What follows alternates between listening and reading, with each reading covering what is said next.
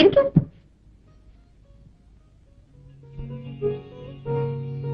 ഗീതേ, അച്ഛൻ എങ്ങനെ ഇരിക്കുന്നു? എന്റെ കാര്യം വല്ലതും ചോദിക്കാറുണ്ടോ? ചോദിക്കാറുണ്ടോന്ന്? ചേച്ചി പോയപ്പോൾ മുതൽ അച്ഛന്റെ മനസ്സിൽ തീയാണ്. എല്ലാം മനസ്സിലൊതുക്കി കഴിഞ്ഞു.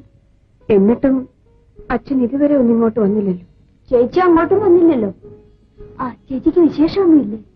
വിശേഷമൊക്കെ ഉണ്ട് മോളെ. ഞാനേ ഒരു അമ്മൂമ്മയാകാൻ പോകുന്നു. കൺഗ്രാറ്റുലേഷൻസ് ചേച്ചി. നിങ്ങൾ രണ്ടുപേരും സംസാരിച്ചോണ്ടിരിക്കും, ഞാനിപ്പോ. ചേട്ടൻ എന്ത് പറഞ്ഞു? മോനോ അതോ മോളോ? നിനക്ക് ആരെയാ ഇഷ്ടം? എനിക്ക് മോനെ മതി. ഞാൻ കൊണ്ടുപോയി വളർത്തിക്കോളാം. പൊടി കള്ളി.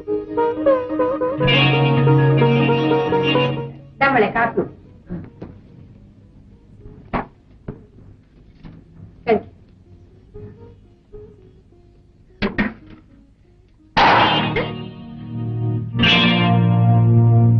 എന്ത് പറ്റി രാധ?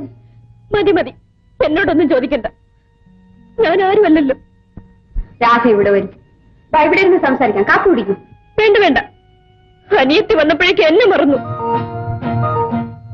നിങ്ങൾക്ക് ഞാനൊരു തടസ്സമാവുന്നില്ല. ശല്യമാണെങ്കിൽ ഞാനിങ്ങ് പോയേക്കാം. രാധയോട് ആരും ദേഷ്യപ്പെട്ടില്ലല്ലോ, പിന്നെ എന്തിനാ ഇങ്ങനെ കിടന്ന് ചാടുന്നത്? ചാടാൻ കാലം വേണമല്ലോ. എനിക്കതില്ലെന്നറിയാൻ പാടില്ലേ? ഞാനൊരു ഞൊണ്ടിയാണെന്ന് വിളിച്ചു കൂവാനാണോ 4 മാസം കഴിഞ്ഞ് ഇങ്ങോട്ട് എഴുന്നള്ളിയത്? ഇവളൊരു വായാടിയാണല്ലോ. ചേച്ചി എങ്ങനെ ഇവിടെ കഴിഞ്ഞു കൂടുന്നു? ഗീതേ, നീ എന്താ ഇങ്ങനെയൊക്കെ സംസാരിക്കണം? ആഹാ, ഇപ്പൊ ഞാനായോ കുറ്റക്കാരി?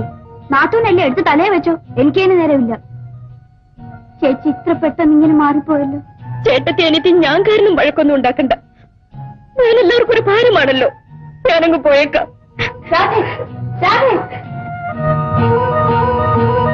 ഇവിടെ ഇതേവരെ ഇങ്ങനെയൊന്നും അല്ലായിരുന്നല്ലോ. നീ ഇതിനാണ് ഇങ്ങോട്ട് വന്നത്? ഞാൻ ഇതിനല്ല വന്നത്. അച്ഛന് ചേച്ചിയെ ഒന്ന് കാണണമെന്ന് പറഞ്ഞു. സൗകര്യം ഉണ്ടെങ്കിൽ വീട് വരെ ഒന്ന് വന്നാൽ കൊള്ളാം. അദ്ദേഹമില്ല, ഞാൻ വരില്ല. അച്ഛനോട് എനിക്ക് സുഖമാണെന്ന് പറഞ്ഞേക്ക്. എന്റെ ചേച്ചിയെ ഒന്ന് കാണാനാണ് ഞാൻ വന്നത്. പക്ഷേ ഇത് ഞാൻ പ്രതീക്ഷിച്ചില്ല ചേച്ചി. മോളെന്താ വേഗം ഇങ്ങോട്ട് പോകുന്നത്? ഒന്നുമില്ലമ്മേ, വല്ലാത്തൊരു ക്ഷീണം. സുരേഷ് വന്നിട്ടുണ്ട്, മോൾ അവനോടൊന്ന് പറയും. രാധ എവിടെ അമ്മേ? മോള് ഊണ് കഴിച്ചോ? അവളൊന്നും കഴിച്ചില്ല, അവിടെ കരഞ്ഞോണ്ട് കിടക്കുന്നു.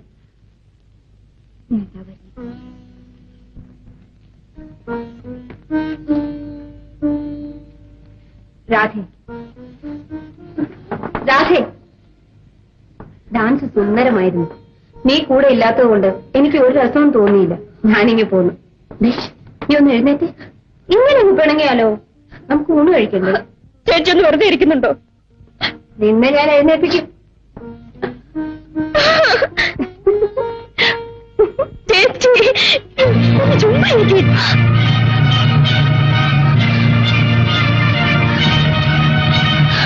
ചേച്ചി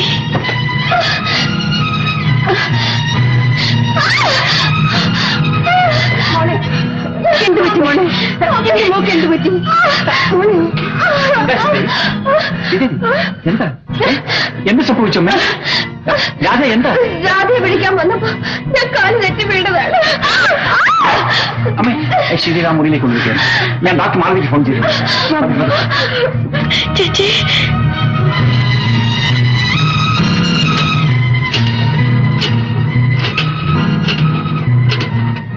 ഹലോ, ഡോക്ടർ മാധവിയിലെ സംസാരിക്കുന്നത്? ഞാൻ ഡോക്ടർ സുരേഷാണ്.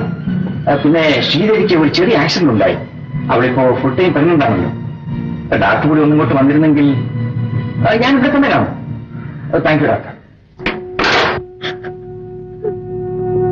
കൃഷ്ണ, എന്റെ ചേച്ചിക്ക് ഒരാപത്തും വരുത്തരുതേ. രാധേ, ശ്രീദേവി പ്രസവിച്ചു, ആൺകുട്ടി.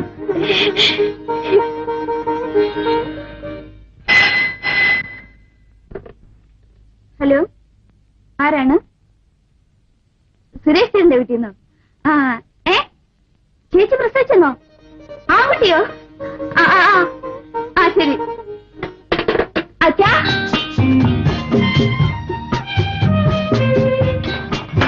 അച്ഛാ,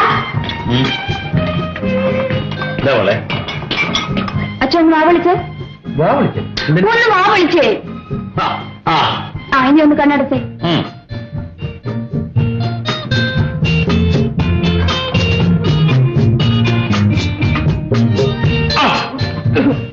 എന്ത് പണിയാ മോളെ കാണിച്ചത്?